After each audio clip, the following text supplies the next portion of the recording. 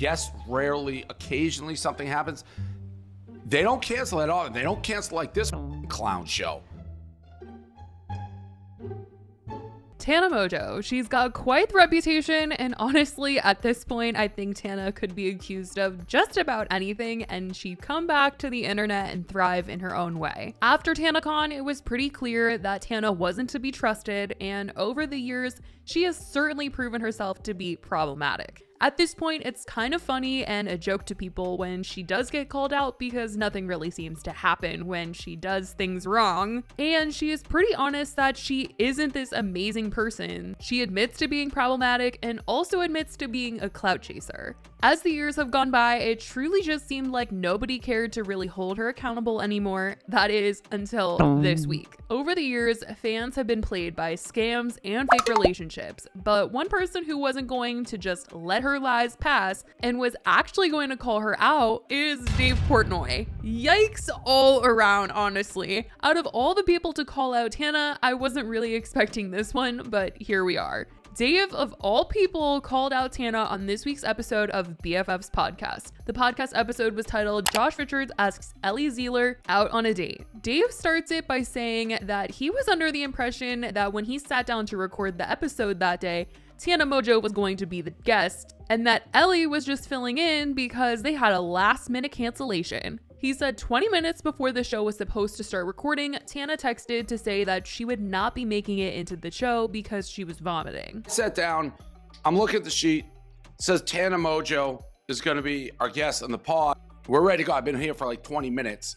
And then I guess she bailed. Like the sheet had her on it. So I guess she bailed 10 minutes before.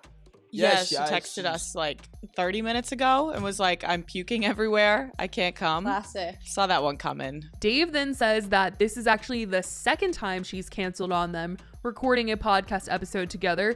And to top it off, they called her out for having the exact same excuse as well. Just for the record, I think that's the second time she's used that exact same excuse, right? Yeah, that's what I was thinking. That's what I texted Brianna. I was like, hey, this ain't slick. This ain't slick whatsoever. Dave then just starts going off about Tana and her reputation. And honestly, some of the things that he was saying were pretty true.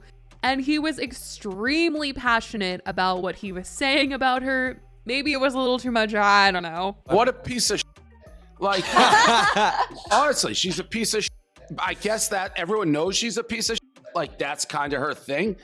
And I guess that's the difference in my head between, like, she's a content person, everybody, she knows how to stay in the news, fine, but there can't be any human who takes her seriously. Dave kept going as he was just not holding back at all, that is for sure. He was really pressed about this one, calling her a clown and saying how unprofessional she is and how he wouldn't trust her to ever go into business with her. To do the that she does, you're just a clown. Like, you can never be taken seriously by anybody on like a business end. Like, if she's doing any business deals, I won't trust her ever.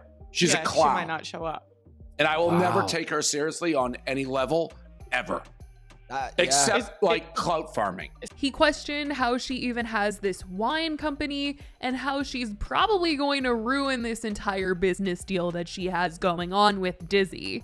Like, who did this wine with her? Dizzy? I would have never done that. She's going to that and implode that one way or the other. She'll miss appearances. She'll do whatever. Like, I would never go into business with her in a quadrillion, zillion, trillion years. I will say something about the wine that is pretty funny, and that is that since its release, she literally has forgotten all about it.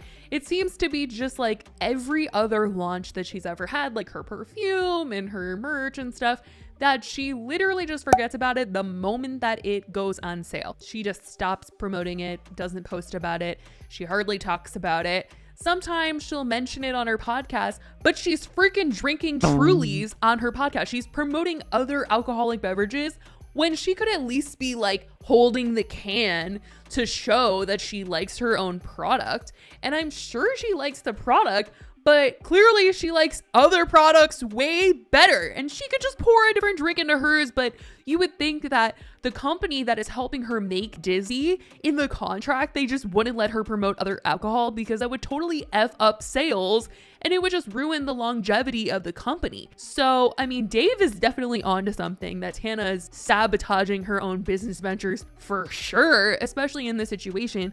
It's not that hard to promote alcohol. And honestly, I think out of all the products Tana has tried to sell, this one is the most relevant to her brand and something that I think is actually a good idea for her. And the fact that she can't even promote it is honestly insane, that she's promoting competitor brands and companies. Like, what is that? Dave then goes on to basically say that she's not even like some A-list star to be doing stuff like this, canceling and being this unprofessional, and that Tana probably has to work that much harder by clout chasing and being in the news all the time for scandals because of the fact that she is so unprofessional when she should be professional, because she probably bailed or lost connections with people who could have done some sick collab with her or a project or a show with her. We have big guests on all the time. She's the only one who's pulled this. She's no A-list star. She's like a clout chaser. That's why she probably has to work so hard to stay in the news. Because if you treat people like, you're never going to get the benefit of the doubt. I mean, she literally had that whole entire MTV reality show on their YouTube channel, and most of the show revolved around her being unprofessional and rude, never showing up on time and making the crew wait around for her. And I'm sure that played a huge part in them not wanting to do a third season. Tana did respond to this because they posted clips of the show on TikTok and on Twitter, and she said, update, pissing off Dave Portnoy is scary. BFFs tweeted out, at Tana Mongeau bailed on the pod last minute and Dave was not very happy. She quote tweeted this and said, I'm sick, FML, Dave Portnoy hates me.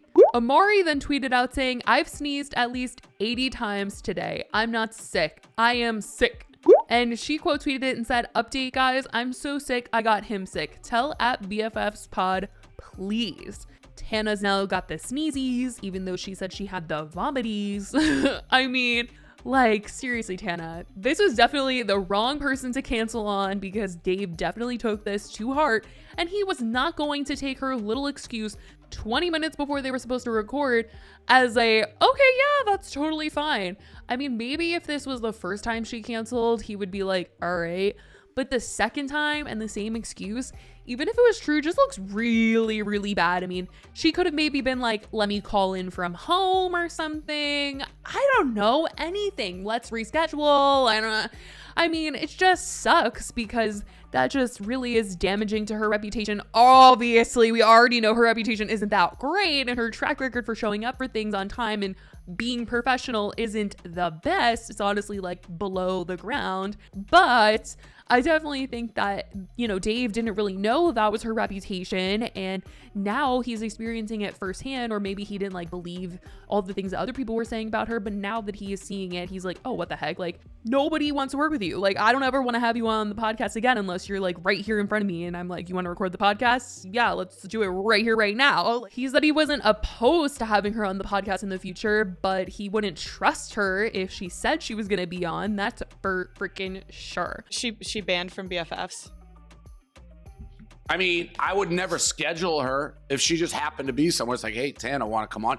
I think one of the best parts was honestly when they said that Tana even texted them to confirm that they were in fact doing the podcast this day. Like, she texted them the day up and was like, we're still doing this, right? And apparently she was all good and ready, and then she was vomiting, so she couldn't come, which, I mean, you know, I'm sure maybe that was true and that was the case, but also her having said the same thing the last time definitely didn't make her look good, plus her reputation, and yeah. Didn't she not text us this morning, Brianna, and say like, yo, we still doing this? Yeah, she texted me and Josh in a group chat this morning, was like, we're all good for today. And I was like, yep, you got the address, sent over everything. And then 30 minutes before, she was like, I'm puking, I don't know what to do, guys. Trash. Bruh.